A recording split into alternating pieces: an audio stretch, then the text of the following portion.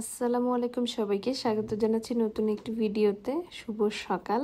আজকের সকালটা ঠিক অন্যরকম একটা সকাল ছিল।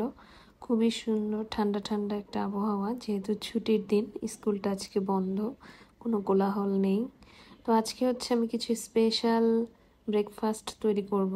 তো চলুন, ফার্স্টে হচ্ছে আমি একটু জুস করে নিচ্ছি। বাসায় যা ছিল তাই দিয়ে আমরা ব্রেকফাস্ট করি সাধারণত। আজকে অনেক সকালবেলায় ঘুম থেকে উঠছি, যেহেতু ছুটির দিন থাকে। আমার ছেলেকে হচ্ছে তার পছন্দের সব ব্রেকফাস্ট আজকে তৈরি করে দিয়েছি, মানে সে যেটা যেটা লাইক করে আর কি। চা করে নিয়েছি, তারপরে আমি আস্তে আস্তে করে সব কিছু একটা একটা করে গুছিয়েছি। আর সকালবেলা ফ্রুটসটা আমি সবসময় রাখার চেষ্টা করি বাসায় যখন যেটা থাকে।